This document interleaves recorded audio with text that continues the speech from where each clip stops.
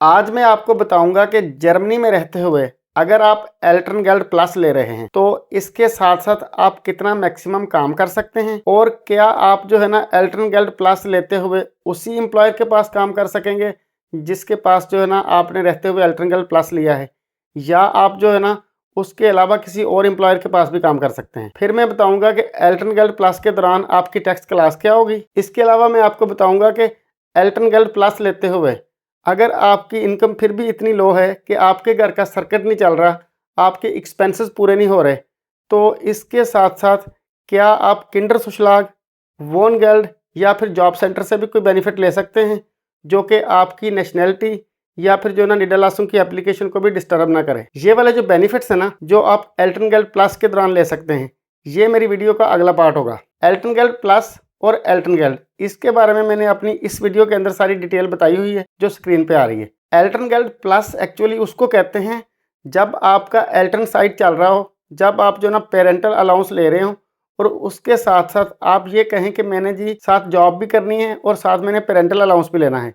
जो parental allowance आपको 12 महीने तक मिलता था जिसको एल्टर्नगेल्ड कहते हैं, वही पेरेंटल अलाउंस एल्टर्नगेल्ड प्लस के अंदर आपको 24 महीने तक मिलेगा, क्योंकि उसके अंदर आप जो ना साथ साथ पार्ट टाइम जॉब भी करेंगे। मैं आपको एक मिसाल दे के समझाने की कोशिश करता हूँ। मिसाल के तौर पे आपकी नेटो यानी कि आपकी नेट इनकम जो कि टैक्स निकाल के आपके अकाउंट में आ रही थी बच्चे की पैदाइश से पहले, वो थी 2000 यूरो। अगर आप एल्टर्नगेल्ड लेते हैं बच्चे की पैदाइश के बाद तो वो आपकी नेट इनकम का 65% या 67% आपको मिलेगा। मिसाल के तौर पे हम कहते हैं जी 65% आपको मिलेगा। अगर हम आपकी नेट इनकम 2000 यूरो का 65% लें तो ये 1300 यूरो बनता है, यानी कि आपको बेसिक एल्टर्नगेल्ड हर महीने की 1300 यूरो मिलती रहेगी जिसमें आपने कोई काम नहीं करना, सिर्फ घर पे रहना है। ये जो एल्टर्नगेल्ड है ये आपको 12 महीने तक मिलनी है और हर महीना 1300 यूरो। अब आ जाए जी एल्टर्नगेल्ड प्लस की तरफ। एल्टर्नगेल्ड प्लस क्या है? एल्टर्नगेल्ड प्लस ये है कि आपने साथ साथ काम भी करना है और इसके साथ आपने एल्टर्नगेल्ड भी लेनी है। एल्टर्नगेल्ड प्लस में आपको 1300 यूरो का भी आधा मिलेगा यानी कि 650 यूरो, लेकिन आपको 24 महीनों तक मिलेगा। इसमें आपको रेस्ट पीरियड अच्छा खासा मिल जाता है। इसमें आपने साथ साथ पार्ट टाइम जॉब करनी होती है। अब सवाल ये आता है कि आप जो है ना मैक्सिमम कितने घंटे जॉब कर सकते हैं। इसमें यह कि अगर तो आपने 650 यूरो लेना है और साथ कोई काम नहीं करना तो आपको 24 महीने तक 650 यूरो महीना मिलता रहेगा और आप साथ कोई काम नहीं करेंगे, तो इसमें यह कि आपको रेस्ट पीरियड अच्छा खासा मिल जाता है। लेकिन अगर आपने एल्टर्नगेल्ड प्लस में साथ साथ पार्ट टाइम जॉब भी करनी है तो ये आप जो है ना कर सकते हैं। इसमें आपको मैक्सिमम 32 घंटे पर वीक यानी कि 32 घंटे पर वीक जो है ना आपको काम अलाउ होता है। अब आ जाए जी कि एल्टर्नगेल्ड प्लस को जो ना आपने कैलकुलेट कैसे करना है जब आप साथ पार्ट टाइम जॉब कर रहे होते हैं। मिसाल के तौर पे बच्चे की पैदाइश से पहले आपकी नेट इनकम थी जो कि टैक्स निकाल के आपकी नेटो थी वो 2000 यूरो थी, और जब आपने एल्टर्नगेल्ड ली तो वो 1300 यूरो आपको मिलेगी, और जब आपने एल्टर्नगेल्ड प्लस ली जैसा कि मैंने पहले बताया वो 650 यूरो महीना मिलेगी। अब क्या है कि आप जो है ना कोई पार्ट टाइम जॉब कर रहे हैं और उस जॉब से आपकी नेट इनकम जो है ना आपकी टैक्स निकाल के जो इनकम मिल रही है वो है 1200 यूरो।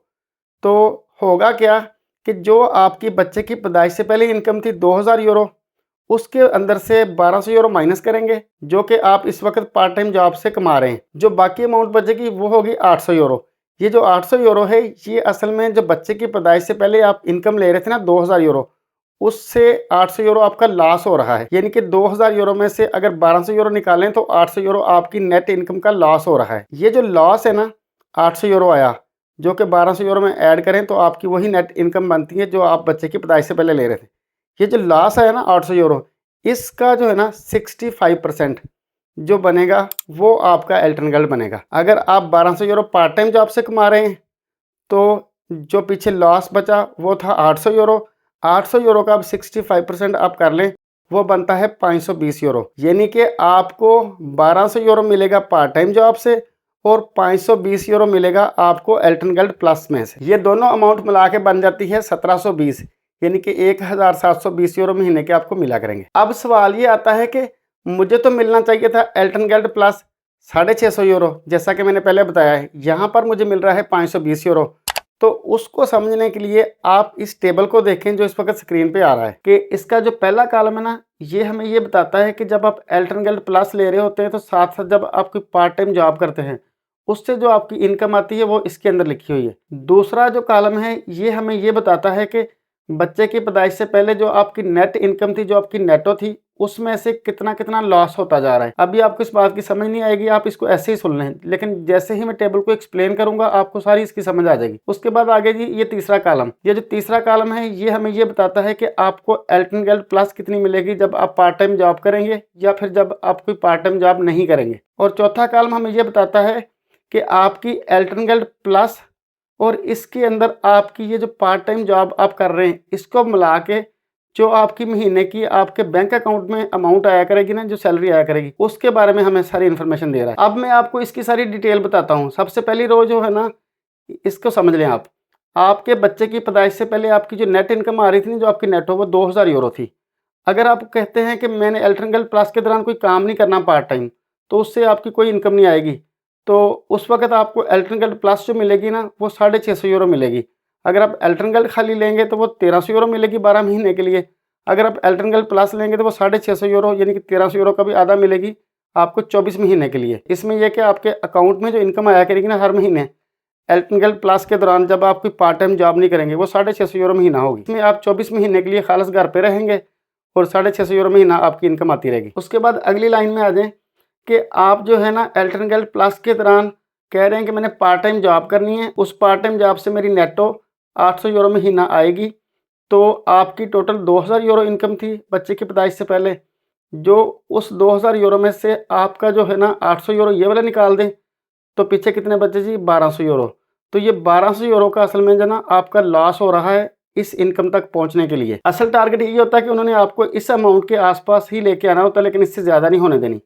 तो इसमें यह है कि आपका, क्योंकि आप 800 यूरो कमा रहे हैं, तो इस तक जाने के लिए आपका 1200 यूरो का लॉस हो रहा है। इस 1200 यूरो का जो लॉस हो रहा है ना, इसका 65% लगा लें तो वो 650 यूरो से ज़्यादा बनता है, लेकिन उन्होंने आपको इस केस में भी मैक्सिमम 650 यूरो ही देना है। तो ये दोनों मिला के कितना बनेगा?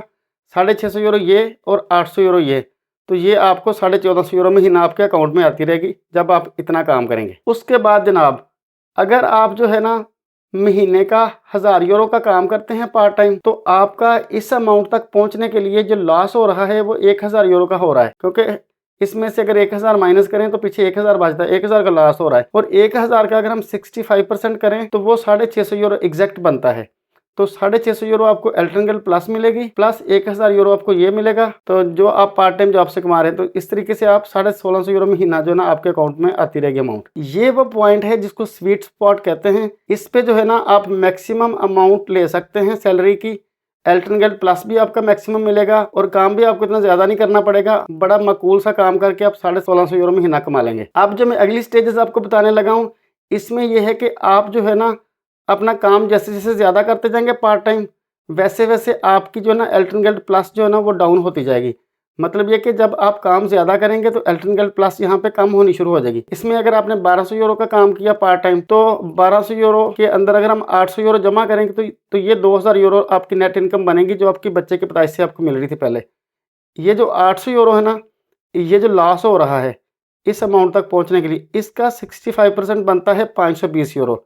तो इसमें आपको एल्टन गिल्ड प्लस मिलेगी 520 यूरो और 1200 यूरो आपका पार्ट टाइम जॉब से, ये मिला के आपको मिलेगा 1720 यूरो। इसमें आपका नुकसान ये होगा कि आप काम ज़्यादा करेंगे और उतने पैसे आपके इधर से कम हो जाएंगे। तो लिहाजा इसमें आपको पढ़ने की ज़रूरत नहीं, अपने आप को क्यों आप जो ना एक्स्ट्रा खपाएं और जो ना इधर से भी आपकी इनकम कम हो जाए। तो यही पॉइंट जो ना ज़्यादा अच्छा है जिस पे आपको मैक्सिमम मिलता है। उसके बाद जनाब, अगर आप जो है ना 1500 यूरो महीने का काम करेंगे पार्ट टाइम और आपका जो लॉस है ना इस अमाउंट तक पहुंचने के लिए वो 500 यूरो बनता है। इस 500 यूरो का 65% अगर करें तो वो 325 यूरो बनता है।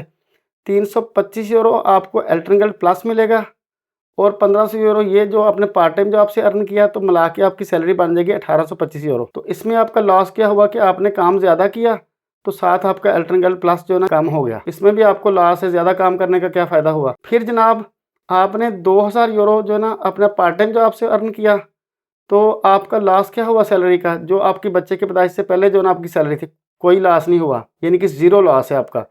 आप अब उतनी ही अमाउंट लेने लग गए जितनी आप बच्चे की पैदाइश से पहले ले रहे थे। तो इसमें क्या होगा कि आपको एल्ट्रन गिल्ड प्लस कुछ भी नहीं मिलेगा, जीरो का 65% तो जीरो ही रहना है, तो आपको एल्ट्रन गिल्ड प्लस जीरो मिलेगा, कोई भी नहीं मिलेगा, तो आपको क्या होगा, नुकसान ही नुकसान होगा। यही 2000 यूरो आपके अकाउंट में आएगा जो आपने पार्ट टाइम जॉब से हासिल किया है। तो लिहाजा ये वो स्वीट स्पॉट है जिस पे आप जो है ना कम काम करके मैक्सिमम जो ना अमाउंट ले सकते हैं। यहाँ से ये रूल बनता है कि बच्चे की पैदाइश से पहले आप 2000 यूरो जो नेट इनकम ले रहे थे ना, उसका 50% बनता है 1000 यूरो। यानी कि आपने अपने असल काम का जो बच्चे की पैदाइश से पहले आप कर रहे थे, उस काम का 50% आपने अर्न करना है, उससे ज़्यादा नहीं अर्न करना। 50% अगर आप अर्न करेंगे तो आपका एल्ट्रन गिल्ड प्लस भी मैक्सिमम रहेगा और काम भी आप कम करेंगे जो मैक्सिमम आप कर सकते थे। तो इस तरह से मिला के आपको 1650 यूरो मिलेगा।